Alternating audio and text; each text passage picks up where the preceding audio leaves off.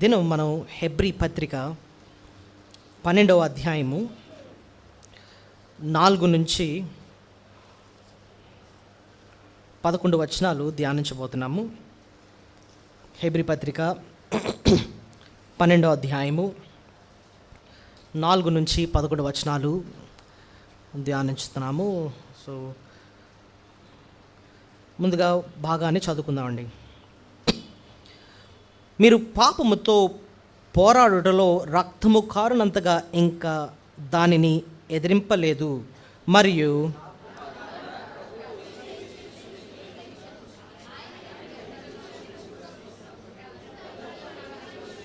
తాను స్వీకరించే ప్రతి కుమారుడి దండించు అని కుమారులతో సంభాషించినట్లు మీతో సంభాషించున్నాను. ఆయన హెచ్చరికను మార్చేద్దాం. శిక్షా ఫలము పొందుటకై మీరు సహించుచున్నారు.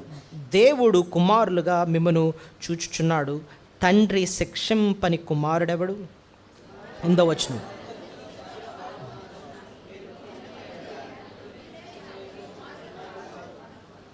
తొమ్మిదవచనం, మరియు శరీర సంబంధులైన తండ్రులు మనకు శిక్షకులై యుండిరి, వారి యందు భయభక్తులు కలిగి ఉంటిమి. అట్లయితే ఆత్మలకు తండ్రి అయిన వానికి మరి ఎక్కువగా లోబడి బ్రతకవలెను కదా.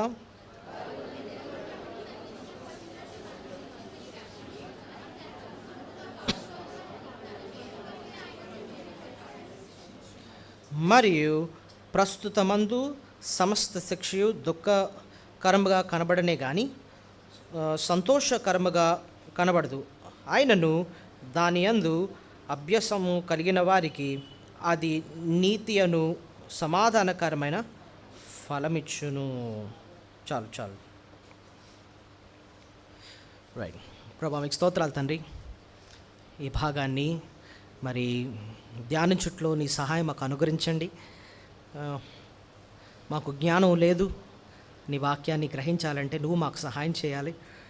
ఈ కొద్ది సమయం మా ఆత్మీయ జీవితాలకు ఎంతో మేలుకరంగా చేయండి నాయన. బలలో పాలు పొందడానికి సిద్ధపడుతున్న మాకు నీ వాక్యం ద్వారా కావాల్సిన హెచ్చరికలు అనుగ్రహించమని, బలహీనైన మమ్మల్ని నాయన నీ వాక్యం ద్వారా ధైర్యపరిచి బలపరచమని యేసునామములో ప్రార్థన స్తుతించి బ్రతిమాలి వేడుకొచ్చున్నాం తండ్రి, ఆమెన్.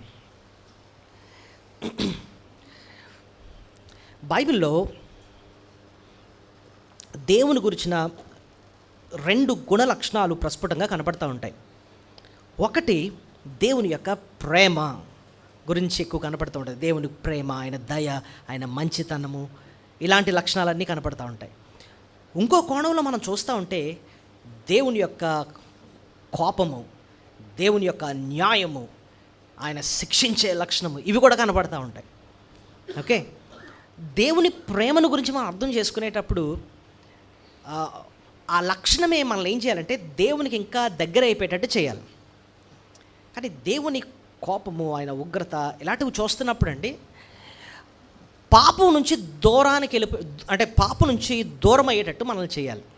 2 మళ్ళొకసారి చెప్తున్నాను. దేవుని ప్రేమ మనల్ని ఏం చేసేటట్టు చేయాలి? దేవునికి దగ్గర అయ్యేటట్టు చేయాలి.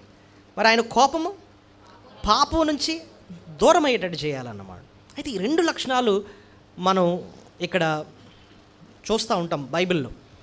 అయితేనండి చాలామందికి ఎలాంటి వర్తమానాలు వినాలని ఇష్టపడతామంటే దేవుని ప్రేమ, దేవుడి దయ, దేవుడు ఆశీర్వదించే దేవుడు, దేవుడు కరుణ చూపించే, ఇలాంటి మాటలు మనకి మనసుకు చాలా ఇష్టంగా ఉంటాయి.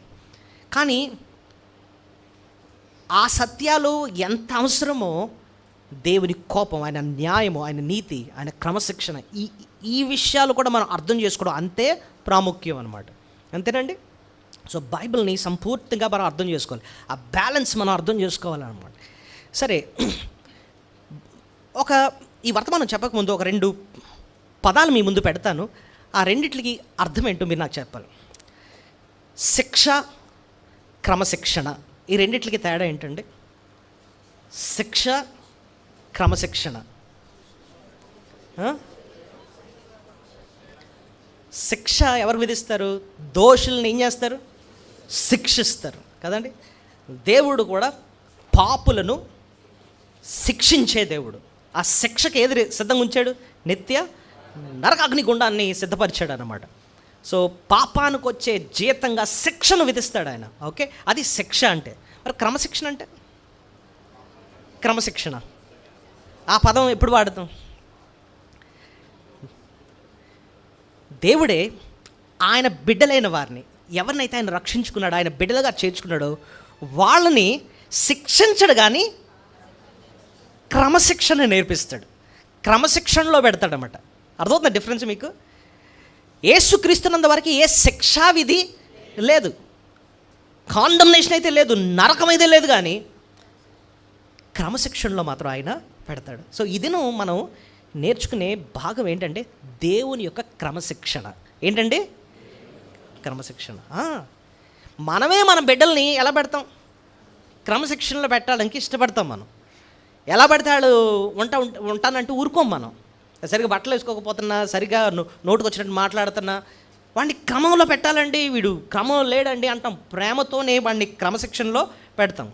దేవుడు ఎంత మంచి దేవుడు అంటే, మనల్ని ఎంతో ప్రేమించిన దేవుడు మనల్ని కూడా ఆయన క్రమశిక్షణలో పెడతాడు. అయితే ఇదిను ఈ భాగాన్ని మనం ఎలాగా అర్థం చేసుకోవచ్చు అంటే 2 ప్రశ్నలు వేసుకోవాలి. అవుట్లైన్ చెప్తాను, అర్థం చేసుకోండి. ముందు 2 ప్రశ్నలు. మొదటిది ఏంటంటే, దేవుడు అసలు మనల్ని ఎందుకు క్రమశిక్షణలో పెడతాడు? వై డస్ గాడ్ డిసిప్లిన్ అస్? మొదటిది, ఎందుకు క్రమశిక్షణలో పెడతాడు? రెండోది, ఆయన క్రమశిక్షణలో పెట్టినప్పుడు మనం ఎలా స్పందించాలి? ఆయన క్రమశిక్షణలో పెడతాడు. రెండోది ఏంటి? మనం ఎలాగా స్పందించాలి. 2 ప్రాముఖ్యమే. స్కూల్లో క్రమశిక్షణలో పెడతానని చెప్పి పిల్లడు స్కూల్ మానేసాడు అనుకోండి, ఎవరికి నష్టం? ఆడికి నష్టం. సో ఆడు సరిగ్గా స్పందించలేదు అనమాట కదండి. సో కాబట్టి 2వ ప్రశ్న చాలా ప్రాముఖ్యం, మనం ఎలాగా స్పందించాలి దేవునికి. సో ఈ 2 ప్రశ్నలు ఏంటంటే, దేవుడు మనల్ని అసలు ఎందుకు క్రమశిక్షణలో పెడతాడు? ఎందుకు అంత పట్టించుకుంటున్నాడు? ఎందుకు అంత క్రమశిక్షణలో పెడతాడు? ఇప్పుడు ఈ 2 ప్రశ్నలకు కూడానండి దీని కిందన కొన్ని పాయింట్స్ మనం నేర్చుకుందాం. మొదటి ప్రశ్నకు కనీసం ఒక 4 విషయాలు నేర్చుకోబోతున్నాం. దేవుడు అసలు మనల్ని ఎందుకు క్రమశిక్షణలో పెడతాడు? మొట్టమొదటిదంటండి, ఎందుకంటే మనం పాపంతో పోరాడట్లేదు కాబట్టి మనల్ని క్రమశిక్షణలో పెడతాడట.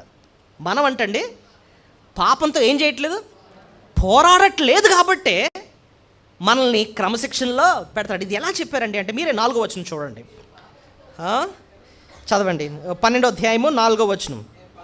మీరు పాపముతో పోరాడుటలో రక్తము కారణంతగా ఇంకా దాన్ని ఎదిరింపలేదు. నేను ఎందుకు తెలుసా మిమ్మల్ని క్రమశిక్షణలో పెడుతున్నాను? మీరు పాపంతో పాపంతో పోరాడుటలో రక్తము కారణంతగా ఇంకా దానిని రక్తం కారణంతగా అంటే, ఇప్పుడు చూడండి, మీకు ఎంతమందికి కిక్ బాక్సింగ్ అంటే తెలుసు? మీరు ఈ కొన్ని స్పోర్ట్స్ చూస్తుంటే వాళ్ళు కాళ్ళతో చేత్తో దబ్ దబ్ దబ్ అని కొట్టుకుంటారు అనమాట. వాళ్ళకి ఒక్కొక్కసారి దెబ్బలు తగిలేసి ఏం కారుతూ ఉంటుంది, రక్తం కారిపోతూ ఉంటుంది అనమాట. దేవుడు అంటున్నాడు, ఆయన మన దగ్గర నుంచి కోరేది ఏంటో తెలుసా? పాపంతో మనం ఏం చేయాలటండి? పోరాడాలట. ఇప్పుడు కుక్క ఊరకొక్క ఇంట్లోకి వచ్చేస్తుందండి, మీరేమో చీ చీ అంటున్నాం, అది వెళ్తుందా? అలా ఏదో వచ్చేస్తుంది లోపలికి, ఎలా కరాలి చెప్పండి? కర్రది తీసామనుకోండి, దెబ్బకది బెదిరిపోయి పారిపోతాం. పాపంతోనంటండి రక్తం కారణంతగా మనం ఏం చేయాలటండి? పోరాడాలట. అది దేవుడు మన దగ్గర నుంచి కోరుతున్నాడు. లోకంలో పాపంతో ఆడుకుంటున్నారు, దేవుడు వాళ్ళని అంత సీరియస్గా తీసుకోడు. కానీ దేవుని బిడ్డలైన మనం పోరాడకపోతే మాత్రం, దాంతో రాజీ పడితే మాత్రం చాలా సీరియస్ తీసుకుంటాడు. అందుకోసం ఆయన మనల్ని ఏం చేస్తాడట? శిక్షిస్తాడు. ఇప్పుడు చూడండి, దావీదు గురించి ఒకసారి ఆలోచిద్దాం. దావీదు చాలా భయంకరమైన పాపం చేశాడు, నరహత్య చేశాడు, వ్యభిచారం చేశాడు. కానీ నిజానికండి ఆ కాలంలో, దావీదు కాలంలో చూస్తే రాజులు అన్నవాళ్ళు సర్వసాధారణంగా అలాంటి పనులు చేసేవారటండి. ఎలాగా? ఎవరన్నా ఒక లేడీ నచ్చిందంటే అవసరమైతే భర్తను చంపించేసి తెచ్చేసుకునేవారట. లోకంలో ఉన్న రాజులు ఆ టైంలో అలా చేసేవారు. వాళ్ళకి రాజులకి అది పెద్ద తప్పు అన్నట్టు అనిపించదు అనమాట. కానీ అలాంటి వాళ్ళు అలా చేసినప్పుడు దేవుడు పెద్ద సీరియస్గా తీసుకోడు. ఎందుకంటే వాళ్ళు ఎలాగ నరకానికి వెళ్తున్నాడు. కానీ దావీదు విషయంలో మాత్రం దేవుడు చాలా స్ట్రిక్ట్గా ఉన్నాడు. దావీదుని ఊరుకోలేదు దేవుడు. నాతాన్ని పంపించాడు, హెచ్చరించాడు, శిక్షించాడు. ఎంతగా శిక్షించాడంటే, ఒక దగ్గర అంటాడు, నువ్వు రక్తాన్ని చిందించావు కాబట్టి ఆలయం కట్టడానికి కూడా నేను నీకు అవకాశము ఇవ్వను. ఎందుకు అంత స్ట్రిక్ట్గా ఉన్నాడు దావీదు విషయంలో అని చూస్తే, దేవుడు దావీదులో చూశాడు, పాపంతో రక్తం కారణంతగా ఆయన ఏం చేయలేదు, పోరాడలేదన్నమాట, పాపంతో పోరాడలే. సో మొదటిది మనం నేర్చుకోవాల్సింది ఏంటంటే, దేవుడు ఎందుకండి మనల్ని క్రమశిక్షణలో పెట్టాల్సి వస్తుంది అని అంటే, ఎందుకు మనల్ని శ్రమలు మన జీవితంలో ఒప్పుకుంటున్నాడు అని అంటే ఎందుకు తెలుసట?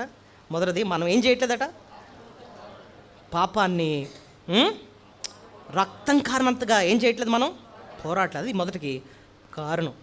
ఓకే, దేవుడు మనల్ని పాపంతో పోరాడడానికి కావలసినవన్నీ ఇచ్చాడండి. మనం విశ్వాసంగా పోరాడడానికి దేవుడు కావలసినవన్నీ ఇచ్చాడు. ఇప్పుడు చూడండి, ఏంటంటే ఇచ్చాడో చెప్పకముందు మామూలు ఇంకో విషయం ఆలోచిద్దాం. పిల్లలు ఉన్నారండి, పిల్లలు బాగా చదువుకోవడానికి తల్లిదండ్రులు అన్నీ ఇస్తారు. ఏంటంటే ఇస్తూ ఉంటారు, మంచి స్కూల్లో చదువుకోవడానికి అవకాశం ఇస్తారు, ఫీజు కడతారు, అవసరమైతే సాయంత్రం మళ్ళీ ట్యూషన్ పంపిస్తారు, పుస్తకాలు ఇస్తారు, ఇంకా మంచి రూము, ఓ టేబుల్, చైరు, దానికి ఒక లైటు, అవసరమైతే time to time Horlicks, Bournvita, Boost అన్నీ ఇస్తారు. కానీ వీడికి మార్కులు 100కి 10, 100కి 20 ఇలాంటి వస్తున్నాయి అనుకోండి. తల్లిదండ్రులు ఏం చేస్తారు చెప్పండి? అరే నీకు అన్నీ ఇస్తున్నాను కదా, ఏంటి మార్కులు అవి అని చెప్పి కోపం తెచ్చుకుంటారు కదండి. దేవుడు మనల్ని పాపంతో పోరాడడానికి ఏంటంటే ఇచ్చాడు మీరు చెప్పండి నాకు. అంటే మీరు విశ్వాసులు కాబట్టి వాక్యం ఇస్తున్నాడు, కావాల్సిన హెచ్చరికలు ఇస్తున్నాడు. ఇంకా ఈ మధ్యన మనం కీర్తన 144 అధ్యాయం ధ్యానించాం. అందులో ఆయన ఒక్క మాట అంటాడు, మీ వ్రేళ్లకు ఆయన పోరాటాన్ని కూడా ఆయన నేర్పిస్తాడు. ఉందా లేదా చూడండి మీరు, ఒక కోచ్ లాగా ఉండి కీర్తన 144 మొదటి వచనం, నాకు ఆశ్రయదుర్గముకు యెహోవా సన్నుతింపబడ్డు గాక, ఆయన నా చేతులకు యుద్ధమును నా వ్రేళ్లకు పోరాటమును నేర్పువాడై ఉన్నాడు. సో దేవుడు మన వ్రేళ్ళకి ఏం నేర్పిస్తున్నాడు? పోరాటం. మన చేతులకేమో యుద్ధం. అంటే పాపంతో ఎలా యుద్ధం చేయాలన్నది స్పష్టంగా ఆయన మనకి ఒక కోచ్ లాగా ఉండి ఏం చేస్తున్నాడు? ఆయన నేర్పిస్తున్నాడు. వాక్యం ద్వారా మనకు కావాల్సిన హెచ్చరికలు, ధైర్యాన్ని ఇస్తున్నాడు. ఇంకోటి మన మొర ఆయన ఏం చేస్తున్నాడు? ఆలకిస్తున్నాడు. ఇంకేం చేస్తున్నాడు చెప్పండి? కమాన్, నేను కొన్ని లిస్ట్ అవుట్ చేసుకున్నాను. ఏంటంటే కృపనిస్తున్నాడు అంటండి. పాపం ఎక్కడ విస్తరించనో అక్కడ కృప అపరిమితముగా ఆయన విస్తరిస్తున్నాడు అంటండి. ఎక్కడ వస్తుంది అన్నమాట? రోమా 5:20-21 చూడండి. రోమా 5 అంటే పాపాన్ని జయించడానికి దేవుడు అన్ని ఇస్తున్నాడు. చూడండి, రోమా 5:20-21, మరియు అపరాధము విస్తరించినట్లు ధర్మశాస్త్రం ప్రవేశించును, ఆయనను పాపము మరణము ఆధారము చేసుకొని ఎలాగో ఏలెనో అలాగా నిత్యజీవము కలుగుటకై నీతి ద్వారా కృపయు మన ప్రభు అయిన యేసుక్రీస్తు మూలముగా ఏలు నిమిత్తం. ఇప్పుడు లాస్ట్ లైన్ చాలా ఇంపార్టెంట్. పాపము ఎక్కడ విస్తరించెనో అక్కడ కృప అపరిమితముగా విస్తరించింది. అపరిమితము అంటే అర్థం ఏంటి? అన్లిమిటెడ్, అధికముగా ఇస్తున్నాడు ఆయన. ఎలాంటి సమయంలో? పాపము ఎక్కడ విస్తరించాడు అంటే పాపశోధనలు ఎక్కువ వస్తున్నప్పుడు దాన్ని జయించడానికి కూడా అంత కావాల్సినంత కృపిస్తున్నాడు. సో ఆయన ఒక కోచ్లా మనకున్నాడు, వాక్యాన్ని ఇస్తున్నాడు, కృపనిస్తున్నాడు, మన మొర ఆయన ఆలకిస్తున్నాడు. ఇంకోటి తెలుసండి, పరిశుద్ధాత్మ దేవుణ్ణి మనకు వరంగా ఇచ్చాడు. ఇస్తాడు కాదు, ఇచ్చాడు. రక్షింపబడ్డావు అంటే నీలో ఎవరున్నారు? పరిశుద్ధాత్మ దేవుడు ఉన్నాడు. పరిశుద్ధాత్మ దేవుడు ఆయన పనే ఏంటండి అంటే, ఆయన పేరులోనే ఉంది ఏంటి? పరిశుద్ధ ఆత్మ. అంటే పరిశుద్ధంగా జీవించడానికి ఆయన మనకు సహాయము చేస్తాడు. ఆత్మదేవుణ్ణి మనకి ఇచ్చాడు. ఇంకోటి చెప్పనా, ఈ విషయం ఆలోచించారో లేదో, మనందరికి కూడా మనసాక్షిని ఇచ్చాడు. అందరికి ఏమి ఇచ్చాడండి? మనసాక్షి ఏం చేస్తుంది? 2 పనులు చేస్తుంది. ఏంటో తెలుసా? మనం తప్పు చేస్తూ ఉంటే, పాపం చేస్తుంటే మనల్ని గద్దిస్తుంది. ఇది తప్పు, ఇది పాపం, ఇది నువ్వు చేయకూడదని చెప్పి లోపల నుంచి మనకేమొస్తుంది? ప్రేరేపణ. అంతేకాదు, లోబడితే సంతోషాన్ని కూడా ఇస్తుందటండి. ఏంటి? మనసాక్షి. మీకు ఆ 2 వచనాలు చూపిస్తాను, మీరే చూడండి కావాలంటే. రోమీలకు రాసిన పత్రిక 9వ అధ్యాయము 3వ వచనంలో పౌలు అంటాడు, పరిశుద్ధాత్మయందు నా మనస్సాక్షి నాతో కూడా సాక్ష్యం ఇచ్చుచున్నది. ఈ పైన అంటే 2వ వచనం అంటాడు, క్రీస్తునందు నిజమే చెప్పుచున్నాను, అబద్ధం ఆడటలేదు. అంటే ఏమన్నాడు? నేను నిజమే చెప్తున్నాను, అబద్ధం మాత్రం ఆడట్లేదు అని ఏమంటాడు? పరిశుద్ధాత్మయందు నా మనస్సాక్షి నాతో కూడా ఏం చేస్తుంది? సో అబద్ధం చెప్తే వెంటనే నీ మనసాక్షి నిన్నేం చేస్తుంది? గద్దిస్తూ ఉంటుంది. అక్కడ మనకు అర్థమైంది. మరి ఇంకో చోట చూడండి, 2 కొరింథీ 1వ అధ్యాయము, 2 కొరింథీ 1వ అధ్యాయము 12వ వచనం. మా అతిశయం ఏదనగా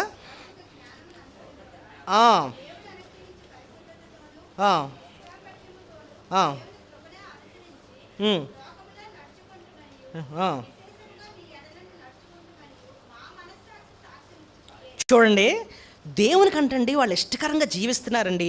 లోకములో నడుచుట కంటే లోకములో నడుచుకుంటే మరియు విశేషముగా మీ ఎడల నడుచుకుంటే మరియు మా మనసాక్షి సాక్షి.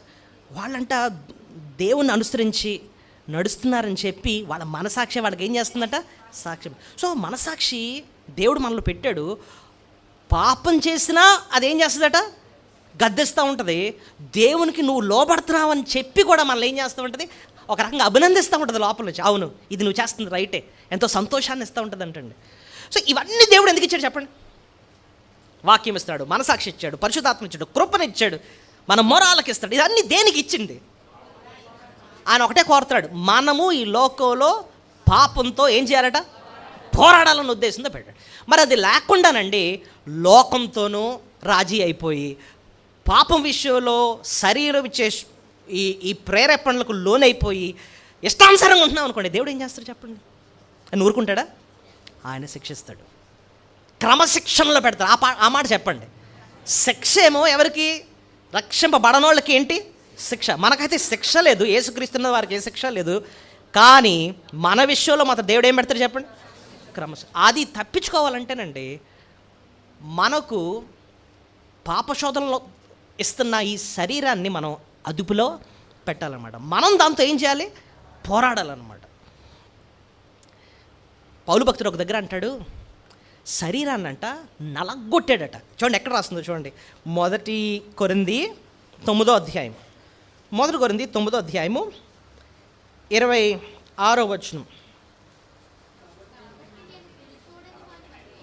కాబట్టి నేను గురి చూడని వాని వలె పరుగెత్తువాడను కాను, గాలికి కొట్టినట్లు నేను పోరాడుట లేదు. కానీ ఒకవేళ ఇతరులను ప్రకటించిన తరువాత నేనే భ్రష్టునైపోదునేమో అని నా శరీరమును నలగొట్టి దానిని లోపరుచుకున్నాను. చూడండి, దేన్ని నలగొట్టేటండి?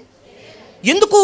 తనకు తెలుసు తను భ్రష్టుడైపోవడానికి కారణం ఏదవ్వచ్చు? తన సొంత శరీరం. ఎందుకండి? శరీరంతో ఏంటి ప్రాబ్లం? నువ్వు రక్షింపబడినప్పుడు ఏం జరిగింది తెలుసండి? హృదయాన్ని అయితే ప్రభు మార్చాడు, కానీ ఈ శరీరం మాత్రం ఇంకా ఈ లోకంలో ముందు నుంచి ఉన్న శరీరమే మనకి ఇంకా ఉంది. కానీ లోపల ఉన్న హృదయాన్ని మాత్రం ప్రభు ఏం చేశాడు? మార్చాడు. అయితే ఈ శరీరం పాత స్వభావానికి అలవాటు పడింది. పాత స్వభావం ఏం చేసేదంటే ఇదే శరీరాన్ని ఉపయోగించుకొని తన పాపాలన్నీ చేసేదన్నమాట. ఇప్పుడు లోపల హృదయం అయితే మారింది, కానీ ఈ శరీరానికి మాత్రం ఇంకా ఆశలు మాత్రం పోలేదన్నమాట. ఎప్పుడు ఏది అడుగుతుందంటే ఆ పాత జీవితం నాకు కావాలి, ఆ పాత జీవితం నాకు కావాలి అని అడుగుతూ ఉంటుంది. అయితే ఆ శరీరం మాత్రం అంట మనం ఏం చేయాలట? అక్కడ మాట ఉంది చూడండి, నలుగగొట్టి దానిని లోపరచాలట. నలుగగొట్టి లోపరచడం అంటే ఏంటంటే నో అని చెప్పడం నేర్చుకోవాలట. నో అంటే ఏంటి అర్థం? నువ్వు అడిగింది నేను ఏమను. సింపుల్ విషయాలు ఆలోచిద్దామండి. శరీరం ఏమంటుంది తెలుసా? పడుకున్నావు అనుకో, ఇంకా పడుకో, అసలు లెగొద్దు, పడుకోనే ఉండు అంటుంది శరీరం. ఎందుకంటే దానికి ఏం కావాలి? నిద్ర నిద్ర నిద్ర సుఖం కావాలి. ఆ నిద్ర ఎక్కడికి దారితీస్తుంది అంటే దావీదు అలాగే పడుకొని సాయంత్రం వరకు పడుకున్నాడట. ఏం జరిగింది? అదే శరీరం లోబడిపోయాడు, నిద్ర కొప్పేసుకున్నాడు. తర్వాత అదే శరీరం వేరుగంటే ఇప్పుడు నాకు పాపం కావాలంది, దీనికి లోపుకున్నాడు కాబట్టి తర్వాత దానికి కూడా లొంగిపోయాడు అనమాట. నిద్ర దగ్గర ముందు మనం ఏం చేయాలి? ఫస్ట్ చాలు, ఎంత నిద్ర ఉండాలి అంతే నీకు ఉండాలి, అంతకంటే ఎక్కువ నీకు ఉండకూడదు. లేకపోతే నీకు బద్ధకం ఎక్కువైపోద్ది. నేను నీ మాట చెప్పినట్టు అంటాను అంతే, కానీ నేను చెప్పినట్టు నువ్వు తర్వాత వినవు. కాబట్టి నేను లోపరుచుకోవాలి, నేను నీ అధికారంలోకి వెళ్ళకూడదని చెప్పి మన శరీరాన్ని మనం కంట్రోల్లో పెట్టాలట. ఎంత అవసరమో అంతే తినాలి, ఎంత అవసరమో అంతే పడుకోవాలి. తినడం కూడానండి శరీరం ఏమంటుంది? మంచి కూరలు అన్నావు ఇంకా తిను, ఇంకా ఎందుకు ఆగుతున్నావు? శరీరం చెప్పినట్టు లోబడిపోయి తినేస్తున్నాం అనుకోండి, ఏమవుతుంది? శరీరం లోబడిపోతాం. మరి ఎంతగా ఎక్కువ అయిపోతుంటే అనారోగ్యాలు కూడా వచ్చేస్తాయి. ఇంకా దేవుని కూడా ఎందుకు పని చేయకుండా పోతామన్నమాట. సో శరీరం ఎప్పుడు కూడా మనకు వ్యతిరేకంగానే పనిచేస్తుంది.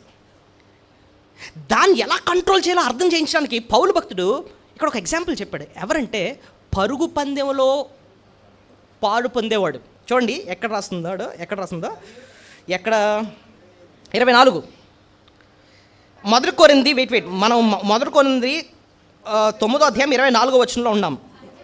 పందెపు రంగంలో పరిగెత్తు వారందరూ పరిగెత్తుదురు కానీ ఒక్కడే బహుమానం పొందురని మీకు తెలియదు. అటువలే మీరు బహుమానం పొందినట్లుగా పరుగెత్తుడి.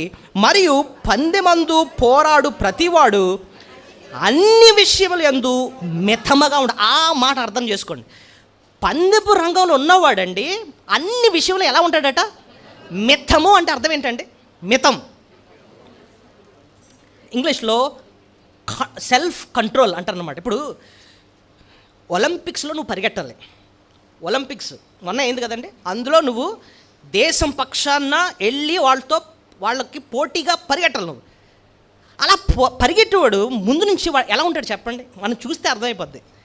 వీళ్ళు ఏం చేస్తూ ఉంటారు? శరీరాన్ని ఎంత కంట్రోల్లో పెడతారు. శరీరం అంటది ఇంకా పడుకో అంటది. వెంటనే వీళ్ళు ఏమంటారు? లే అని చెప్పి తక్కువ నిద్ర లేపుతారు. సో శరీరాన్ని అక్కడ నలగొడతారనమాట. ఇంకా తినేయాలనిపిస్తూ ఉంటుంది. కానీ వాళ్ళు ఏం చేస్తారు? ఇంత తినకూడదు అని చెప్పి నోరుని కంట్రోల్ చేస్తారు. సో ఆ రకంగా శరీరాన్ని ఏం చేస్తున్నారు? కంట్రోల్ చేస్తున్నారు. అంతే. ఎక్సర్సైజ్ చేయాల్సి వస్తుంది. ఎక్సర్సైజ్ అంటే ఎవరికి నచ్చదు, అంతే కదండి. ఉదయం లేగడం అన్నా నడడం అన్నా ఎవరికి నచ్చదు, జిమ్కి వెళ్ళడం నచ్చదు. కానీ వీళ్ళు ఏం చేస్తారు? లెగిసిపోతారు. అంతే. లెగిసిపోయి జాగింగ్, రన్నింగ్ వాళ్ళని చూస్తుంటేనే మనకు అర్థమైపోద్ది, వీడికి వచ్చేసేటట్టు ఉందిరా బాబు గోల్డ్ మెడల్ అన్నట్టుగా. ఎందుకంటే శరీరాన్ని అంత కంట్రోల్లో వాళ్ళు పెడతారు. ఇంతకీ వీళ్ళందరూ కష్టపడేది దేనికోసం అండి? దేనికోసం? వాళ్ళు ఇచ్చే ఆ గోల్డ్ మెడల్ కోసం. ఓకే. ఇంకోటి తెలుసా, ఈ కాలంలో ఇంకా గోల్డ్ మెడల్ ఎత్తున్నారు. పౌలు రాస్తున్న టైంలో అంటండి వాళ్ళకి మెడల్స్ అవి కాదు, ఏమి ఇచ్చేవారట తెలుసా? వాళ్ళకి నెత్తి మీద ఒక కిరీటం పెట్టేవారట. ఆ కిరీటం కూడా బంగారం కాదు, ఆకులతో చేసేవారట కిరీటం. ఏంటి ఆకుల కిరీటం? అది ఎంతసేపు ఉంటుందండి ఆకుల కిరీటం? అది ఎండిపోతాయి ఆకులన్నీ. కానీ ఆ టైంలో అందరి ముందు ఆ కిరీటం పెట్టడం వాళ్ళకి ఎంతో గొప్ప ఘనత. ఆ ఉట్టి నశించిపోయే ఆ తాత్కాలిక అశాశ్వతమైన కిరీటం కోసం వాళ్ళు ఎంత కష్టపడుతున్నారు. ఆ శరీరాన్ని అంతా నలగొట్టుకుంటున్నారు. కానీ దేవుడు అదే విషయాన్ని మనకు చెప్తున్నాడు. వాళ్ళు ఒక చిన్న కిరీటం కోసమే అంత శరీరాన్ని నలగొట్టుకొని వాళ్ళంత ప్రయాసపడుతుంటే, నువ్వు ప్రభు కోసం జీవించాల్సిన వ్యక్తివి. ప్రభు నిన్ను వాడుకోవాలి. ఆయన కోసం ఈ లోకంలో వెలుగ్గా ఉప్పుగా ఉండాలి. ఇంకా అలాంటప్పుడు ఒక పక్కన నీ శరీరమే నిన్ను అంత అటాక్ చేస్తుంటే దాన్ని ఇంకెంత నువ్వు దాన్ని ఏం చేయాలి? లోపరచాలి కదా. శరీరానికి సుఖమే కావాలి. శరీరానికి దేవునికి ఏది అయిష్టమో అదే అది కోరుకుంటుంది. ఒక వచనం మీకు చూపిస్తాను. దేవునికి ఏమాత్రం కూడా లోపడుతుంటండి శరీరం. చూడండి ఎక్కడ రాస్తుందో. రోమా 8:7. రోమా 8:7. ఏలయనగా శరీరానుసారమైన మనసు దేవునికి విరోధమైనది, అది దేవుని ధర్మశాస్త్రముకు లోబడదు, ఏ మాత్రమును లోబడనేరదు. చూడండి, ఏ మాత్రమును అదేం చేయదట? లోబడనేరదంట. అంటే అర్థం ఏంటంటే శరీరానికి దేవునికి లోబడ్డం అన్నది నాకు అస్సలు ఇష్టం లేదు. అదే నీతో పోరాడుతూ ఉంటుంది. అయితే లోకం నిండా ఉన్నది ఏంటో తెలుసా? శరీర ఆశ, నేత్ర ఆశ, జీవపు డమ. అంటే అర్థం ఏంటి? సాతాను లోకం అంతటిని ఎంత ఆకర్షణీయంగా పెడతాడంటే ఈ శరీరానికి ఏ సుఖాలు కావాలో అవే పెడతా ఉంటాడు. ఈ శరీరం అప్పుడు కూడా ఆ పాప ఆశలనే అదేం చేస్తుంది? ఇప్పుడు కోరుకుంటూ ఉంటుంది. కానీ దేవుడు మనకప్ప చెప్పిన పని ఏంటంటే ఈ శరీరాన్ని లోపరచడమే కాదు, నా కోసం దాన్ని సాధనాలుగా వాడాలి అంటున్నాడు అన్నమాట. సజీవ యాగంగా మీ శరీరములను దేవునికి సమర్పించండి అంటున్నాడు అన్నమాట. అంటే అర్థం ఏంటి? సజీవ యాగంగా ఎక్కడ వస్తుందన్నమాట? రోమా 12:1 ఏముంటుంది చూడండి. కాబట్టి సహోదరులారా,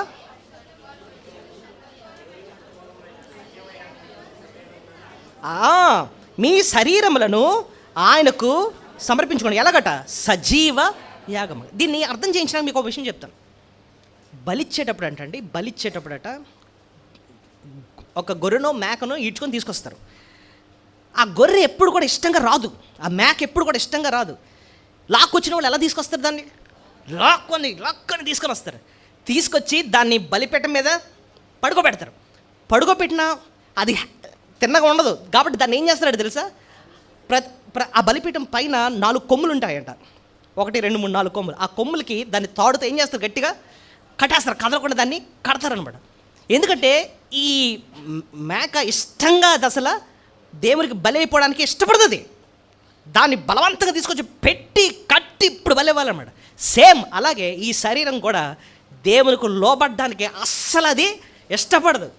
మనం ఏం చేయాలంటే తెలుసా? దాన్ని లోబరిచి కంట్రోల్లో పెట్టి నువ్వు దేవునికి లోబడాల్సిందే అని చెప్పి ఆ రీతిగా నువ్వు పాపానికి కాదు, నువ్వు వాడబడాల్సిందే, దేవుని కోసం నువ్వు వాడబడాలి. అందుకోసం ఈ శరీరాన్ని దేవుడు నీకు ఇచ్చాడు అన్నట్టుగా మనతో చెప్పుకుంటూ శరీరాన్ని ప్రభు కొరకు వాడాలి. ఈ శరీరం ఎంతవరకు ఉంటుందండి మనతో? ఈ పోరాటం ఎంతవరకు ఉంటుంది? ఈ శరీర పోరాటం మరణించే వరకు. మరణించినప్పుడు ఇంకా ఆత్మ బయటికి వచ్చేస్తాడు, శరీరాన్ని వదిలేస్తాం. అంతవరకు కూడా ఈ శరీరాన్ని మనం ఏం చేయాలంటేనంట లోపరిచి నలగొట్టి పోరాడి ప్రభు కొరకు బ్రతికేటట్టు చేయాలంటండి. If you don't know how to control your own self, you will never control anything. శరీరాన్నే మనం లోపరుచుకోవడం రాకపోతే ఇంకా దేన్ని కూడా మనం లోపరచలేమన్నమాట. సో అలా చేయకపోతేనట్టండి దేవుడు ఖచ్చితంగా మనల్ని శిక్షిస్తాడు. సో దేవుడు ఎందుకు క్రమశిక్షణలో పెట్టాడు అని అంటే, మొట్టమొదటిది మనం పాపంతో పోరాటలేదు కాబట్టి దేవుడు మనల్ని ఏం చేస్తున్నాడు? క్రమశిక్షణలో పెడతాడు. రెండోది, దేవుడు ఎందుకు మనల్ని క్రమశిక్షణలో పెడతాడంటే ఇక్కడ ఒక మాట ఉందండి, హెచ్చరికను మర్చారట. ఇక్కడ చూడండి 6వ వచనం చివరి లైను, హెచ్చరికను మర్చరి అన్న మాట ఉంటుంది చూడండి. అని కుమారులతో సంభాషించులుగా మీతో సంభాషించును, ఆయన హెచ్చరికను మరిచిరి. సో దేవుడు ఎందుకు మనల్ని క్రమశిక్షణలో పెడతాడు? రెండోదిగా మన హెచ్చరికను ఏం చేసాం? మరిచాం. మొదటిది ఎందుకు క్రమశిక్షణలో పెట్టాడు? పాపంతో మనం పోరాటలేదు కాబట్టి క్రమశిక్షణలో పెడుతున్నాడు. రెండోది, ఆయన ఇచ్చిన హెచ్చరికను మర్చిపోతే దేవుడు మనల్ని క్రమశిక్షణలో పెడతాడు. హెచ్చరికను మర్చిపోవడం అంటే ఏంటండి అర్థం? దేవుని హెచ్చరిక ఎక్కడి నుంచి వస్తుంది? మనకి వాక్యం నుండి వస్తుంది. వాక్యం వింటూ ఉంటాం. దేవుడు చాలాసార్లు హెచ్చరిస్తూ ఉంటాడు, ఒకసారి కాదు, 2 సార్లు కాదు, 3 సార్లు చెప్పిస్తాడు. కానీ దాన్ని నిర్లక్ష్య పెడతాం అనుకో, అలాగే అంటలేదు దేవుడు వాక్యం అలాగంట. మనకు అలా కుదురుతుందండి. మనం నచ్చినట్టు ఉంటాం. దేవుని హెచ్చరికను మనం నిర్లక్ష్య పెడితే ఖచ్చితంగా దేవుని దెబ్బ మన మీద పడుతుంది. అది మాత్రం ఫర్ షూర్. 5-6 వచనాలు ఎలాగా రాయబడ్డాయో చూడండి. నా కుమారుడా, ప్రభు చేయు శిక్షను తృణీకరించకము, ఆయనను గద్దించినప్పుడు విసుకకము. ప్రభు తాను ప్రేమించు వారిని శిక్షించి తాను స్వీకరించు ప్రతి కుమారుని దండించును అని కుమారులతో సంభాషించినట్లు మీతో సంభాషించు ఆయన హెచ్చరికను మీరు ఏం చేశారు? ఇక్కడ ఒక వచనాన్ని జ్ఞాపకం చేస్తున్నాడు. గతంలో చెప్పిన విషయాన్ని జ్ఞాపకం చేసి, ఇదే విషయాన్ని నేను అప్పుడు చెప్పాను, అలా చెప్తే మీరు దాన్ని ఏం చేశారు? మర్చిపోయారు. కాబట్టి మళ్ళీ మీకు జ్ఞాపకము చేస్తున్నాను. మీరు కానీ ఇప్పుడు కూడా మర్చిపోతే ఖచ్చితంగా మీకు దెబ్బ పడుతుంది అంటున్నాడు అన్నమాట. ఈ వచనాన్ని ఇంతకుముందు ఎక్కడ చెప్పారండి అంటే, మీరే చూడండి, సామెతల గ్రంథం 3వ అధ్యాయము 11-12 వచనాలు. సామెతల గ్రంథము 3వ అధ్యాయము 11-12 వచనం. నా కుమారుడా, యెహోవా శిక్షను తృణీకరింపవద్దు, ఆయన గద్దింపును విసుకవద్దు. తండ్రి తనకు ఇష్టుడైన కుమారుని ఏం చేస్తాడు? గద్దించు రీతిగా యెహోవా తాను ప్రేమించే వారిని గద్దించును. సో సామెతల్లో దేవుడు పదే పదే చెప్పించాడు. కానీ వాళ్ళు ఆ హెచ్చరికను ఏం చేశారట? మర్చిపోయి ఆయన అలాగ అంటాడులే, అలాగే వాక్యంలో ఉంటుంది కానీ మనకి ఎక్కడ కుదురుతుందండి అన్నట్టుగా దేవుని వాక్యాన్ని నిర్లక్ష్య పెట్టారు, వాక్యాన్ని మర్చిపోయారు. అందువల్ల దేవుని శిక్ష వాళ్ళ మీదకి, శిక్ష కాదు క్రమశిక్షణ దేవుడు పెట్టాల్సి వచ్చిందనమాట. దేవుడు మనల్ని ప్రేమించే హెచ్చరిక అన్నది పదే ఇస్తూ ఉన్నాడు. హెచ్చరిక అన్నది అండి ఒకసారి చెప్తాడు, మళ్ళొకసారి కూడా దేవుడు చెప్పిస్తూ ఉంటాడు అన్నమాట. మోషే ద్వితీయోపదేశ ఖండం రాశాడు. మోషే ఏది రాశాడు? ద్వితీయ ఉపదేశం అంటే అర్థం ఏంటంటే ఆ మాటలోనే ఉంది అర్థం, రెండోసారి మళ్ళీ ఉపదేశించడం. అంతేకాదు ద్వితీయోపదేశం అంటాం కదండి, ద్వితీయోపదేశ కాండం అంటే అర్థం ఏంటి? మొదటిసారి ఒకసారి హెచ్చరించాడు, వీళ్ళు మర్చిపోతారేమో అని చెప్పి మర్చిపోయారు కాబట్టి మళ్ళీ అందరినీ పిలిచి ఏం చేశాడు? మళ్ళీ ద్వితీయోపదేశం చేశాడు అనమాట. సేమ్ థింగ్ మన జీవితంలో కూడా దేవుడు ద్వితీయోపదేశం చేస్తాడు. మళ్ళొకసారి చెప్తాడు, నేను ఇంతకుముందు చెప్పాను, నువ్వు వినలేదు, నువ్వు మారలేదు, నీకు మళ్ళీ చెప్తున్నాను, జాగ్రత్తగా చెప్తున్నాను, ఇప్పటికన్నా మారు నువ్వు అని చెప్పి మళ్ళీ చెప్తూ ఉంటాడు. అయితే ఆయన హెచ్చరికను మనం ఏం చేయాలి? సీరియస్గా తీసుకోవాలా, లెక్క చేయకుండా వదిలేయాలా? చాలా సీరియస్ తీసుకోవాలి. దేవుడు నాతో మాట్లాడుతున్నాడు అండి, నాకు అర్థమవుతుంది, స్పష్టంగా నాకు తెలియజేస్తున్నాడు ఈ విషయాన్ని, నేను ఈ విషయంలో మారాలి. పేతురు ఒక దగ్గర రాస్తూ అంటాడు, నేను బతికున్నంతకాలం మిమ్మల్ని హెచ్చరిస్తూనే ఉంటాను అంటాడు. ఎక్కడ చూడండి, 2 పేతురు 1వ అధ్యాయం 12వ వచనం. 2 పేతురు 1వ అధ్యాయము 12వ వచనం.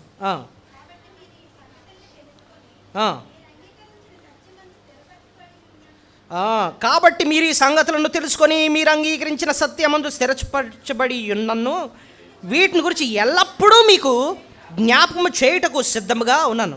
చూడండి ఇక్కడ అంటున్నాడు, వీటిని గురించి నేను ఎల్లప్పుడూ మీకు ఏం చేస్తూ ఉంటాను అంటే అర్థం ఏంటి? ఒకసారి చెప్పాను, మీరు మర్చిపోతారు కాబట్టి నేను మళ్ళీ ఏం చేస్తాను? జ్ఞాపకం చేస్తాను.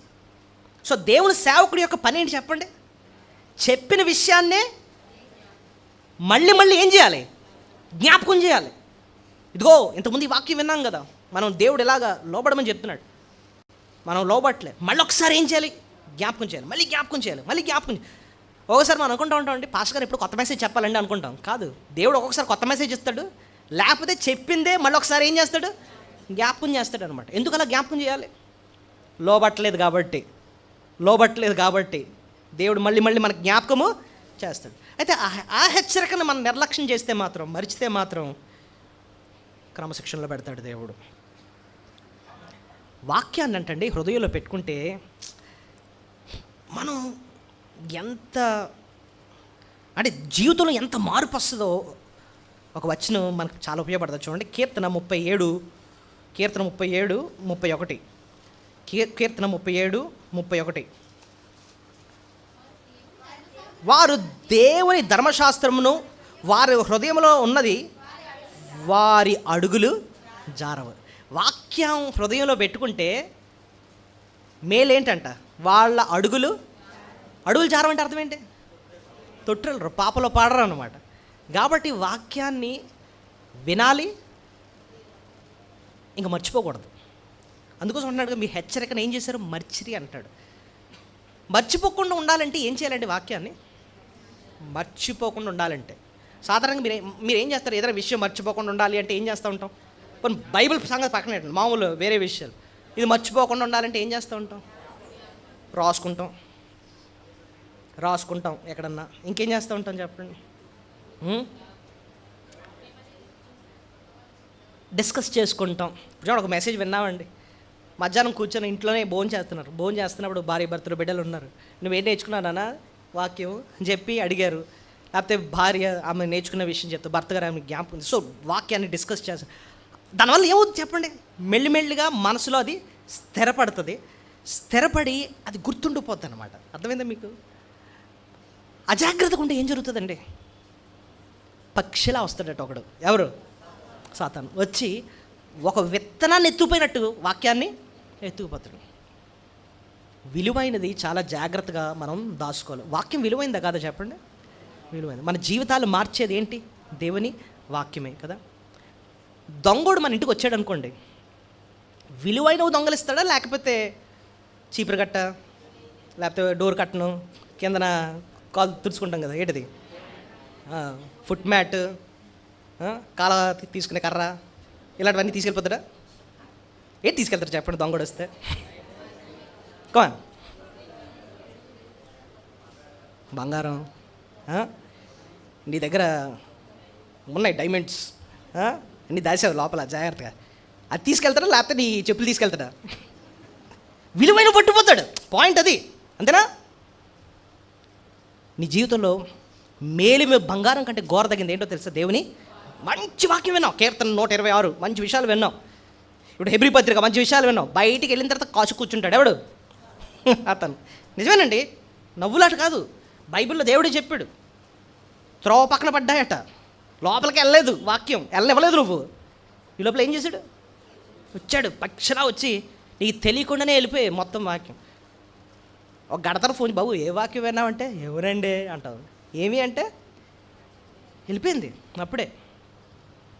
సో శత్రువు వాక్యాన్ని దొంగిలిస్తాడని చెప్పి వాక్యాన్ని జాగ్రత్తగా భద్రపరుచుకోవాలంటండి. మరియా ఏం చేసిందంట? తన హృదయంలో భద్రం చేసుకుందంట. వాళ్ళు చెప్తున్న మాటలు ఇవన్నీ దేవుని మాటలు, దూతలు చెప్పిన మాటలు, ఈ అక్కడికి వచ్చిన గొర్రెల కాపరులు చెప్పిన మాటలన్నీ కూడా హృదయంలో తలపోసుకుంటూ భద్రం చేసుకుందంటండి. వాక్యాన్ని ఎప్పుడైతే విలువగించుకొని భద్రం చేసుకొని అనుసరిస్తామోనండి, దేవుడు ధన్యులుగా చేస్తాడు మన జీవితాన్ని. వాక్యాన్ని నిర్లక్ష్య పెడితే మాత్రం దెబ్బలు తప్పవు. ఇక్కడ అంటున్నాడు, రెండోది మనం చూసాం. ఎందుకు తెలుసా నేను మిమ్మల్ని క్రమశిక్షణలో పెట్టాల్సి వస్తుంది? హెచ్చరికను ఏం చేశారు? మరిచిరి అంటున్నాడు అనమాట. మూడోది చాలా ప్రాముఖ్యమైనది. దేవుడు ఎందుకండి మనల్ని క్రమశిక్షణలో పెడతాడు అని అంటే, ఆయన మన తండ్రి కాబట్టి. ఆయన ఎవరు మనకి? 7వ వచనం చూడండి. శిక్షా ఫలము పొందుటకే మీరు సహించున్నారు, దేవుడు కుమారులుగా మిమ్మను చూచుచున్నాడు. తండ్రి శిక్షంపని కుమారుడెవడు? కుమారులైన వారందరూ శిక్షలో పాలుపొందుతున్నారు. మీరు పొందిన ఎడల దుర్బీజులే కానీ కుమారులు కారు. ఈ వచనానికి అర్థం ఏంటంటేనండి, చూడండి, మీ ఇంటికి ఎవరైనా పిల్లలు ఎవరో వచ్చారు అనుకుందాం. ఆ పిల్లలు భయంకరమైన అల్లరి చేస్తున్నారు అనుకుందాం. మొత్తం ఇవన్నీ పీకేసి విసురుకొని క్యాచింగ్లు అక్కడే మొత్తం దొలేస్తున్నారు. మొత్తానికి ఎంత చేస్తున్నా మీరు వెంటనే వాళ్ళని తీసుకెళ్ళి కొట్టేయటం, గసరడం చేయరు. ఎందుకు? మీ పిల్లలు అలా చేస్తున్నారంటే సైలెంట్గా లోపల తీసుకెళ్ళి చెవు మేలేసి ఒకటి పీకుతారు మీ పిల్లల్ని. వాళ్ళని ఎందుకు కొట్టరు? మీ బిడ్డలు కాదు కదా. మీకు వారి మీద అధికారం కూడా లేదనమాట. దేవుడు మనల్ని ముందు ఆయన బిడ్డలుగా మనల్ని చేసుకున్నాడు. దేవుని బిడ్డలయ్యే అధికారం మనకు అనుగ్రహించాడు. ఆయన బిడ్డలుగా మనల్ని స్వీకరించుకున్న మనం ప్రేమిస్తున్నాడు కాబట్టి అండి, ఆయన తండ్రి కాబట్టి నిన్ను అంతగా పట్టించుకుంటున్నాడు, క్రమశిక్షణలో పెడుతున్నాడు. దేవుడు ఏదైనా శ్రమ గుండా వెళ్తున్నాడు అంటే నువ్వు ఒకటి గుర్తుపెట్టుకోవాలి ఏంటంటే, ఆయన నన్ను ప్రేమిస్తున్నాడు, నన్ను బిడ్డగా స్వీకరించుకున్నాడు కాబట్టి నన్ను ఏం చేశాడు? శిక్షిస్తున్నాడు. ఆడిని ఎందుకు తెలుసా కొట్టలేదు? నేను ఇందాక చెప్పాను, దావీదునే దేవుడు ఎందుకంటే శిక్షించాడు? బోల్డ్ రాజులు ఉన్నారు, వాళ్ళందరూ కూడా భయంకరమైన విచారాలు చేసి బోల్డ్ మంది నరహత్యాలు చేస్తున్నారు, వాళ్ళని పట్టించుకోలేదు. దావీదునే ఎందుకంటే దేవుడు శిక్షించాడంటే, దాన్ని ఎందుకు శిక్షించాడు? దేవుని బిడ్డ కాబట్టి. అర్థమైందా మీకు? అదే ఇక్కడ అంటున్నాడు చూడండి. మనం కొంచెం పైనుంచి చదువుకుంటూ వద్దాం. 5వ వచనం. నా కుమారుడా, ప్రభు చేయు శిక్షను తృణీకరించకము, ఆయన నిన్ను గద్దించినప్పుడు విసుకము. ప్రభు తాను ప్రేమించు వానిని శిక్షించి తాను స్వీకరించు ప్రతి కుమారుణ్ణి తాను ప్రేమించు వాడిని ఏం చేస్తాడు? శిక్ష. ఒక అనారోగ్యాన్ని ఒప్పుకున్నాడండి దేవుడు. పౌలుకు దేవుడు ఏం ఒప్పుకున్నాడు? ఒక ముళ్ళును ఒప్పుకున్నాడు కదా. ఎందుకు? తనే అంటాడు, నువ్వు హెచ్చిపోకుండా నిమిత్తము నీకు జీవితంలో నేనేం ఒప్పుకున్నా? ఒక ముళ్ళును ఒప్పుకున్నాను. ఇంకోటి నేను ఒప్పుకోలేదే ముళ్ళు, వేరే వాడి జీవితాల్లో పెట్టలేదే ముళ్ళు, పౌలు జీవితంలో పెట్టాడు. ఎందుకంటే పౌలు ఆయన బిడ్డ కాబట్టి. మన జీవితంలో శ్రమలండి, ఇక్కడ ఒక మంచి పాయింట్ గుర్తుపెట్టుకోండి. ఆ శ్రమలు దేవుని గురించి ఒక విషయాన్ని గుర్తు చేయాలి. ఏంటో తెలుసా? నా ప్రభు, నా తండ్రి నన్ను ప్రేమిస్తున్నాడు. ఆయన ఏం చేస్తున్నాడు? ప్రేమిస్తున్నాడు. కాబట్టే నేను క్రమంలో ఉండాలని, ఆయనకు నచ్చనివి నాలో ఉండకూడదని దేవుడు నా ఎడల శ్రద్ధ వహించి నన్ను శ్రమలో పెట్టాడు. ఆ కోణంలో మనం చూడాలటండి. మనం ఆయన ప్రేమను అర్థం చేసుకోవాలట. ప్రభు తాను ప్రేమించు వాడిని ఏం చేస్తాడు? ఆయన శిక్షిస్తాడు. తాను స్వీకరించు ప్రతి కుమారుడిని ఆయన ఏం చేస్తాడు? దేవుడు మనల్ని ప్రేమించి ఏంటేంటి చేశాడు? ఎవరైనా చెప్పగలరా? దేవుడు మనల్ని ప్రేమించి ఏంటేంటి చేశాడు? దేవుడు లోకమును ఎంతో ప్రేమించను కాబట్టి ఏం చేశాడు? మనం నశించిపోకుండా నిత్యజీవం పొందాలని ఆయన కుమారుణ్ణి అనుగ్రహించాడు. ఇంకేం చేశాడు? కుమారుడు తన ప్రేమను వెల్లడిపరిచాడు. దేవుడు తన ప్రేమను మన ఎడల వెల్లడిపడి ఎట్లనగా మనం ఇంకను పాపులమై ఉండగా క్రీస్తు మన కొరకు చనిపోయాను. ఆ రీతిగా తన ప్రేమను మన ఎడల వెల్లడిపరిచాడు. ఇంకే రీతిగా తన ప్రేమను మన ఎడలో చూపించాడు, ప్రేమించి ఏం చేశాడు? ఇంకా మనం చచ్చిన వారమై ఉండగా ఆయన ప్రేమ చేత మనల్ని బ్రతికించాడట. అది ఎఫెసీ 2:4-5 వచనాల్లో ఉంటుంది అన్నమాట. ఇంకా ఏం చేశాడు? ప్రేమించి ప్రేమతో మనల్ని ఏర్పాటు చేసుకున్నాడు. ఎఫెసీ పత్రిక 1:4 ఉంటుంది.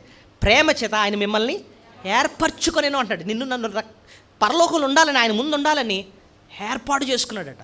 ఇక్కడ చూపిస్తున్నాడు ఇంకోటి, ప్రేమించాడు కాబట్టే శిక్షిస్తున్నాడు. ఇన్ని చేసిన దేవుడు ఎంత గొప్ప ఏర్పాటు నీ ఎడలో ఉంది. పరలోకంలో నిన్ను తీసుకెళ్ళాలి. నరకంలోకి వెళ్ళిన వాళ్ళకి పెద్ద అంటే క్రమశిక్షణ అవసరం లేదండి. వాళ్ళని అలా వదిలేస్తారు. దేవుడు ఎందుకు పట్టించుకోడు? ఎందుకంటే ఎక్కడికి వెళ్తున్నారు? వాళ్ళకి నరకానికి వెళ్తారు. రేపు ఉంది వాళ్ళకి నరకంలో ఉంటుంది. కానీ పరలోకంలో వెళ్ళాలంటేనే క్రమశిక్షణ. రూల్స్ ఎవరికండి? ఇంటికి రావాలంటేనే రూల్స్. క్షేమంగా ఇంటికి రావాలంటేనే రూల్స్. ఇంటికి రాను అన్నవాడికి ఏం అవసరం లేదు, రూల్ అవసరం. ఇష్టానుసారంగా తిరిగి ఏం పర్లేదు, ఎందుకంటే నీకు ఎలాగా ఇంటికి రావాలని లేదు కాబట్టి. పరలోకంకి వెళ్ళాలన్న వాడికి ఏముంటాయండి? రూల్స్. దేవుడు క్రమంలో పెడతా ఉంటాడు అనమాట మనం. సో కొరింథీ సంఘాన్ని గురించి ఆలోచించినప్పుడు కూడా కొరింథీ సంఘంలో చాలా అక్రమం ఉందంటండి, వ్యభిచారం ఉందట, చాలా పాపాలు ఉన్నాయంట. అయినా వచ్చి బల తీసేసుకుంటున్నారట. అక్రమంగా ఉంటూనే ఏం చేస్తున్నారు? బల తీసేసుకుంటున్నారు. దేవుడు వాళ్ళకి రాస్తూ 1 కొరింథీ 11:5 ఏమంటాడు తెలుసా? మీలో కొంతమంది బలహీనలు అయిపోతున్నారు, కొంతమంది రోగులైపోతున్నారు, కొంతమంది నిద్రిస్తున్నారు. ఎందుకు తెలుసా అలాంటి అది మీ సంఘంలో జరుగుతుంది? మీలో చాలామంది అక్రమంగా సరిచేసుకోకుండానే అయోగ్యంగానే బలలో పాలు పొందుతున్నారు. జీవితం మారకుండా, సరి అవ్వకుండా, ఏం పర్లేదులే అని చెప్పి కేర్లెస్గా ఉంటూనే అలా ఉంటున్నారు. కాబట్టి అంత శిక్ష దేవుడు ఒప్పుకుంటున్నాడు. సో దేవుడు ఒకటి గుర్తుపెట్టుకోండి, దేవుడు ఎంత శిక్షించినప్పటికీ కూడా ఆయన ప్రేమ మాత్రం ఎప్పుడు మారదు. ఆయన మన ఎడలో చూపించే కృప కూడా ఎప్పుడు మారదు. దావీదుతో దేవుడు అంటున్నాడు, సౌలుకి నేను కృప దూరం చేసినట్టుగా నేను నీకు కృపను దూరం చేయను అంటాడు 2 సమూయేలు 7 ఆ వచనం ఒకసారి జ్ఞాపకం చదువుదాం. 2 సమూయేలు 7 2 Samuel 7 చాలా ఆదరణకరమైన మాట దావీదుతో అంటాడు దేవుడు. 2 సమూయేలు 7 అవసరమైతే శిక్షిస్తాను కానీ నేను మాత్రం అతన్ని కృప దూరం చేయను అంటాడు. ఎక్కడంటే 2 సమూయేలు 7:13 చదువుతున్నాడు. అతడు నా నామ ఘనత కొరకు ఒక మందిరమును కట్టించును, అతని రాజ్య సింహాసనము నేను నిత్యముగా స్థిరపరచెదను. నేతనికి తండ్రి అయ్యుండును, అతడు నాకు కుమారుడై ఉండును. అతడు పాపము చేసిన ఎడల నరుల దండముతోనూ మనుషుల తెగులు దెబ్బలతోనూ అతను ఏం చేస్తాను? శిక్షించును. కానీ నిన్ను స్థాపించుటకే నేను కొట్టివేసిన సౌలునకు నా కృపము అయినట్లు అతనికి నా కృప దూరము చేయను. సౌలుకేమో కృప దూరం అయిందట, కానీ దావీదు కుటుంబాన్ని మాత్రం దేవుడు జ్ఞాపకం చేసుకుని కృపను ఏం చేయడట? దూరం. పాపం చేస్తే మాత్రం అవసరమైతే దెబ్బలైతే కొడతాను కానీ నేను మాత్రం కృపను మాత్రం దూరం చేయను. ఏమండి, దేవుడు చూపించే శిక్షల్లో అతి ఘోరమైన శిక్ష ఏదో చెప్పనండి. దేవుడు చూపించే శిక్షల్లో అతి ఘోరమైన శిక్ష బాగా చెప్పారు, పట్టించుకోకపోవడం. అంటే అర్థం ఏంటి? వదిలేయడం అన్నమాట. పోరావతలకి అని చెప్పి వదిలేయడం. అంతకన్నా భయంకరమైన ఇంకోటి ఏమీ లేదు. రోమీయులకు రాసిన పత్రిక 1:24 దేవుడట వాళ్ళ కాముకత్వానికి, వాళ్ళ పాపానికి ఏం చేశాడట తెలుసా? విడిచిపెట్టేశాడట. పోవతలకి అన్నట్టుగా. చూడండి ఎక్కడ రాస్తుందో చూడండి. రోమా 1:24 ఈ హేతువు చేత వారు తమ హృదయముల దురాశలను అనుసరించి తన శరీరములు పరస్పర అవమానపరుచుకున్నట్లు దేవుడు వారిని అపవిత్రతకు అప్పగించాలి. అంటే అర్థం ఏంటి? నాకు అదే పాపం కావాలంటే దేవుడు ఇంకా సరే వెళ్ళు పో అవతలకి ఇంక పట్టించుకోండి అని చెప్పి వదిలేశాడు అనుకోండి. ఇంకా వాళ్ళ పరిస్థితి ఏంటి? ఇంకా ఆ పాపంలోనే ఆనందిస్తారు, తర్వాత నరకానికి వెళ్ళిపోతారు. అది బెటరా? దేవుడు వారిని పట్టించుకొని వారిని ప్రేమించి తప్పు చేస్తుంటే శిక్షించి లైన్లో పెట్టి పరలోకం కోసం సిద్ధపరచడం అది బెటరా? దేవుడు 4 దెబ్బలు తగిలించినా మన క్రమంలో పెట్టి ఆయన రాజ్యం కొరకు సిద్ధపరచడం అదే ఎంతో శ్రేష్టం. దేవుడు వదిలేశాడంటే ఇంక అంతకన్నా దరిద్రం ఇంకోటి ఏమీ లేదన్నమాట అండి. మనం దేవుని అడగాల్సింది ఏంటో తెలుసా?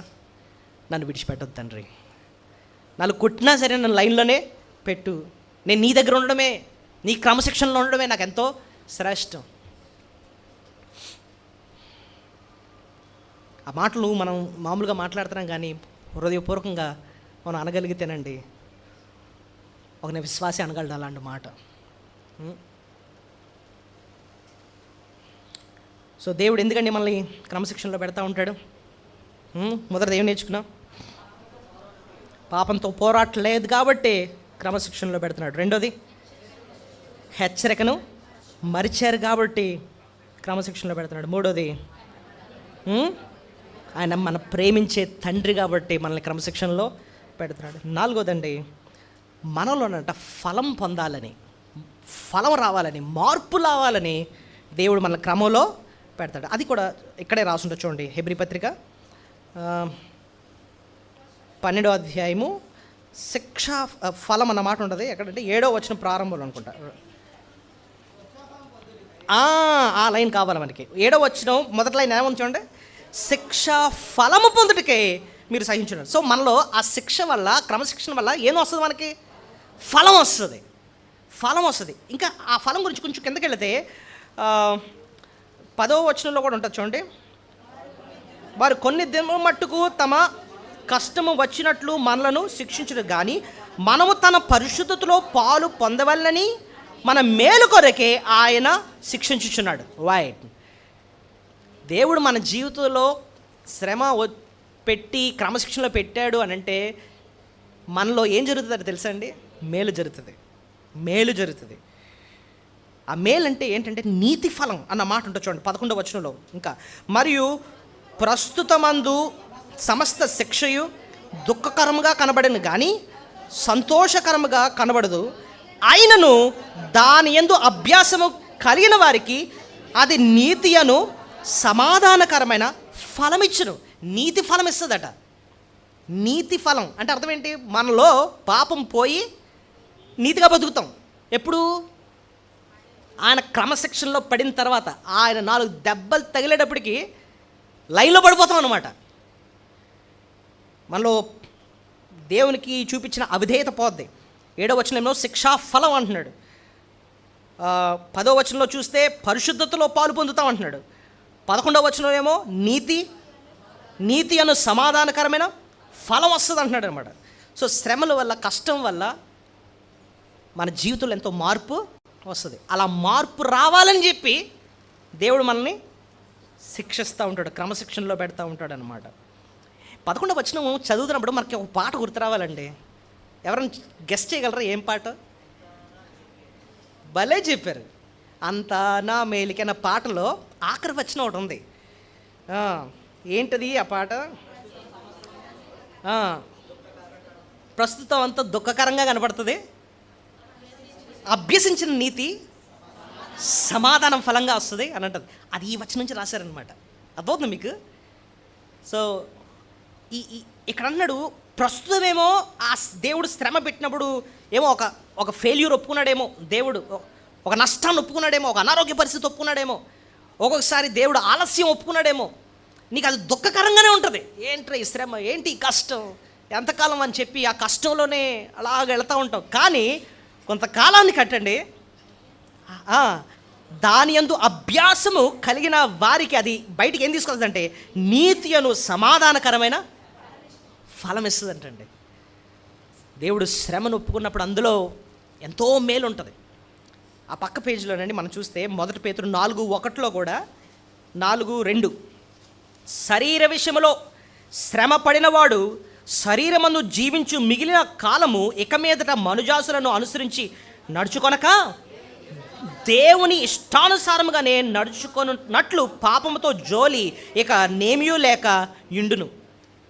విర్రవిగేసి పాపంలోకి వెళ్ళిపోతున్నాం అనుకోండి, దేవుడు చూస్తాడు ఒక్క దెబ్బ వేస్తారు. ఆ దెబ్బకి మళ్ళీ ఏం చేస్తుందట, ఇంకా మళ్ళీ ఆ పాపంలోకి వెళ్ళకుండా ఉండేటట్టు చేస్తుందటండి. సెట్ అయిపోతుంది దెబ్బకి. ఇప్పుడు ఇక్కడ జ్ఞానంగా ఒకటి ఆలోచించాల్సింది ఏంటంటే, దేవుడు హెచ్చరించినప్పుడే మనం లోబడిపోవడం మంచిది. దెబ్బ పడకముందే మనం ఏం చేయాలి, లోబడిపోవాలి. దేవుడు హెచ్చరిస్తున్నాడు, హెచ్చరిక నీళ్ళు మరిచారు కాబట్టి దెబ్బలు పడ్డాయి. సో ఇప్పుడు తల్లిదండ్రులు కూడా ముందు నోటితో చెప్తారు, ఇంకా వింటలేదు అనేటప్పుడు ఇంకా రెచ్చిపోతున్నాడు అనే టంబుకి అప్పుడు ఏం చేస్తారు, బెల్టు, కర్ర ఇలాంటివన్నీ బయటకు వస్తాయి అన్నమాట కదండి. సో దేవుడు కూడా ఎప్పుడైనా కొట్టేటప్పుడు అంటే ఇష్టంగా కొట్టడు తెలుసా మీకు. ఏంట్రా నోటితో చెప్తే హెచ్చరిస్తూ ఉంటే లోబట్టలేదు, బెత్తం తీయాల్సి వస్తుంది అని చెప్పి బాధతోనే ఆయన శ్రమ కష్టాన్ని మన జీవితంలో ఒప్పుకుంటాడటండి. ఎక్కడ వస్తుంది తెలుసా మాట, విలాపవాక్యాల గ్రంథం 3వ అధ్యాయము 31-32 వచనాలు. విలాపవాక్యాలు చూడండి. ఇర్మియా తర్వాత ఉంటుంది. విలాపవాక్యాలు 3వ అధ్యాయము 31-32. ప్రభు సర్వకాలము విడనాడడు, ఆయన బాధ పెట్టినను తన కృపా సమృద్ధిని బట్టి జాలిపడును, హృదయపూర్వకంగా ఆయన నరులను విచారణైనను బాధ అయినను కలుగుతాడు. చూడండి, హృదయపూర్వకంగా ఆయన నరులకు విచారణ కానీ బాధ కానీ కలుగుతాడు. సో దేవుడు ఎప్పుడైనా మనకు శ్రమ ఒప్పుకున్నాడంటే దాని ముందు ఆయన ఎంత ఆలోచించుంటాడో ఆలోచించండి. అసలు ఏంటి, హెచ్చరిస్తున్నాడు, పదే పదే చెప్పిస్తున్నాడు. ఎంతకీ వెంటలేదంటే ఇంకా అప్పుడు ఇంకా గట్టిగా పడుతుంది అనమాట ఒక దెబ్బ. పడితే ఇంక మరి సెట్ అయిపోతాం అప్పుడు కదండి. అంతవరకు మనం వెయిట్ చేయకూడదు. జ్ఞానం ఏంటంటే అది తగలక ముందే దేవుడు అవకాశం ఇచ్చినప్పుడే మనల్ని మనం ఏం చేయాలి, సరి చేసేసుకోవాలి. అది జ్ఞానం. ఇంకోటండి, ఇంట్లో కూడా మీరు గమనించండి, పెద్దోడికి తగిలిస్తే చిన్నోడు సెట్ అయిపోతాడు, అంతేనా? మనం కూడా అలా ఉండాలన్నమాట. ఎవరికైనా దెబ్బ తగిలింది అంటే అమ్మ బాబాయ్ నెక్స్ట్ నేనేరా బాబు అని చెప్పి జ్ఞానంగా ఏమైపోవాలి, సరి చేసేసుకోవాలన్నమాట. నీకు దెబ్బ తగిలే వరకు వెయిట్ చేయకూడదు మనం, అది జ్ఞానం. చూసారా దేవుడు ఎంత స్పష్టంగా ఆయన వాక్యాన్ని మనకు వివరిస్తున్నాడు. రెండో ప్రశ్న, మరి ఏ రీతిగా మనము స్పందించాలి ఇలాగా శిక్షిస్తున్నప్పుడు, దేవుడు క్రమశిక్షణలో పెడుతున్నప్పుడు అని చూస్తే దానికి ఇక్కడే కొన్ని పదాలు మనం చూసి మనం ముగించేసుకుందాం. 12వ అధ్యాయంలో 5వ వచనం, నా కుమారుడా ప్రభు చేయి శిక్షను తృణీకరించకూడదట. ఏం చేయకూడదట? తృణీకరించడం అంటే ఏంటి? సౌలు ఏం చేశాడండి, దేవుడు సౌలుతో మాట్లాడడం మానేశాడు. ఏం చేశాడు, నువ్వు మాట్లాడడం మానేస్తే నాకేమి కర్ణపిశాచి దగ్గరికి వెళ్తాను అంటే ఏం చేసినట్టు? తృణీకరించడమే. నువ్వు మాట్లాడుతున్నా నాకు ఇంకో దారి చూసుకుంటాను నేను, అది తృణీకరించడం అనమాట. అది దేవునికి అస్సలు నచ్చని మనసు అన్నమాట తృణీకరించడం. నువ్వు శిక్షిస్తే ఏం పర్లేదులే నేను ఇంకోటి చూసుకుంటానులే. మాస్టర్ గారు వీడు సరిగ్గా లోబట్టలేదని చెప్పి స్ట్రిక్ట్గా ఉన్నారండి, నీ దగ్గర ఇంకోటి దగ్గరికి వెళ్ళి చదువుకుంటాను, నువ్వే పెద్ద లెక్క ఏంటి అని చెప్పి అలాగా రెక్లెస్గా గేరగా ఉండదు. దాన్ని ఏమంటారు? శిక్షణ ఏం చేయడం? తృణీకరించడం. అలాంటి మనసు అస్సలు మంచిది కాదంటండి, తృణీకరించకూడదు. ఓసారి సేవకుల ద్వారా కూడా దేవుడు మాట్లాడుతూ ఉంటాడండి. ఇప్పుడు ఏదైనా తప్పు చేస్తున్నారు అనుకోండి, సేవకులు గద్దిస్తారు. గద్దించినప్పుడు గద్దించాడండి, నేను నెక్స్ట్ వీక్ నుంచి రానంతే, మాకు చర్చ లేదు, ఇంకో చర్చకి వెళ్తాను కావాలంటే అని చెప్పి వెళ్ళాలనుకోండి, దాన్ని ఏం చేసినట్టు? గద్దింపును ఏం చేసినట్టు? తృణీకరించినాడు. నా మేలు కోసమే చెప్పారు కదండి, అవునండు ఇలా చేయకూడదు, సరి చేసుకుంటాను అని చెప్పి మంచి మనసు సరి చేసుకున్నారని కూడా అదంతా ఆశీర్వాదం. తృణీకరించడం అన్నది దేవుడు నచ్చదు. నా కుమారుడా అంటున్నాడు అంటే దేవుడు ఆ మాటలోనే చూడండి, నా కుమారుడా అంటే నిన్ను ఒక తండ్రి బిడ్డకు చెప్తున్నట్టుగా దేవుడు మనకేం చెప్తున్నాడు అనమాట. నా కుమారుడు నీ మేలు కోసం చెప్తున్నాను. ప్రభు ఒకవేళ నిన్ను శిక్షించినప్పుడు, క్రమశిక్షణలో పెట్టినప్పుడు దాన్ని తృణీకరించకూడదు. ఇంకోటి ఏం చేయకూడదు? విసుక్కోకూడదట. ఆయన నిన్ను గద్దించినప్పుడు విసుగు రాకూడదండి. విసుకంటే విసుక్కోవడం అంటే అర్థం ఏంటంటే ఇంకా అత్మానం ఇదేనంటే అతమానం అది అలా కూడా మనకు కూడా విసుగు వస్తూ ఉంటుంది అన్నమాట. జీవితాంతం కూడా దేవుడు మనల్ని గద్దిస్తూనే ఉంటాడు. అమ్మ పదే పిల్లలు చెప్తా ఉంటే పిల్లలు ఏం చెప్తా ఉంటారు? ఒకసారి విసుక్కుంటాడు, ఆత్మ చెప్తామంటే నీకు అవసరం కాబట్టి చెప్పాల్సి వస్తుంది. ఇప్పుడు నువ్వు 1,00,000 రూపాయలు బ్యాగ్లో పెట్టుకుని వెళ్తున్నావు. అమ్మ, నాన్న బ్యాగ్ జాగ్రత్త, బ్యాగ్ జాగ్రత్త, బ్యాగ్ జాగ్రత్త 4 సార్లు చెప్తుంది. బస్సు ఎక్కి బండి ఎక్కేటప్పుడు బ్యాగ్ జాగ్రత్త. ఎందుకు అన్నిసార్లు విసుక్కొని చెప్తాడు అని చెప్పి విసుక్కుంటున్నావు అనుకో. ఎందుకు చెప్పారు చెప్పండి అన్నిసార్లు? అది అవసరం. నువ్వు ఏది మర్చిపోయినా అది మర్చిపోక రా బాబు. నువ్వు సర్టిఫికెట్లు పట్టుకొని బయలుదేరి వెళ్తున్నావు. నువ్వు రా బ్యాగ్ మర్చిపోక, నాన్న చాలా ఇంపార్టెంట్ సర్టిఫికెట్లు ఉన్నాయి, జాగ్రత్త, పోతే చాలా నష్టం మనకి. పదే ఒక 100 సార్లు చెప్తున్నాను అనుకోండి. నా మంచి కోసమే దేవుడు చెప్పిస్తున్నాడని చెప్పి ఏం రాకూడదు మనకి చెప్పండి, విసుక రాకూడదు. వాక్యం చెప్తున్నప్పుడు ఒక్కొక్కసారి మనకి చూడండి, మేకు కొట్టాలనుకోండి, లోపల దిగాలనుకోండి, ఇలా పెట్టి అని కొట్టామంటే వెళ్ళదు. ఏం చేయాలి దాన్ని? దిగే వరకు 4 టక్కు టక్కు టక్కు టక్కు. దేవుడు ఒక్కొక్కసారి మనకి మేకు దిగే వరకు ఏం చేస్తుంటాడు అంటే ఆయన చెప్పింది బుర్రకి ఎక్కే వరకు వెళ్తూ ఉంటాడు. ఇప్పుడు పేతురుని ఎన్నిసార్లు అడిగాడు చెప్పండి? పేతురు, నువ్వు నిజంగా నన్ను ప్రేమిస్తున్నావా? నిజంగా నన్ను ప్రేమిస్తావా? 3ఓసారికి మనోడికి ఏమొచ్చింది?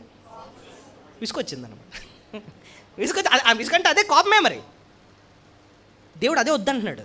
మనకేం రాకూడదంటండి వాక్యం విషయంలో, క్రమశిక్షణ విషయంలో. ఏమో దేవుడు ఎందుకు మని చెప్తున్నాడు ఏమో, ఇదే నా ఆఖరి రోజేమో, రేపే నన్ను పిలుచుకుంటున్నాడేమో, దానికోసమేనేమో అన్నిసార్లు నొక్కి చెప్పేసినాడు, సరి చేసుకోవడానికి అవకాశం ఇస్తున్నాడేమో అని చెప్పి విసుక్కోకూడదు. ఒకటేమో తృణీకరించకూడదు, రెండోది ఏం చేయకూడదు, విసుక్కోకూడదు. ఇంకోటట లోబడిపోవాలట. అది ఎక్కడ రాస్తుందంటే, మీరు అంటే లోకానుసారమైన తండ్రులకే లోబడుతున్నారే, ఆత్మల తండ్రికి ఇంకెంత లోబడాలంటే 9వ వచనం చూడండి. మరియు శరీర సంబంధులైన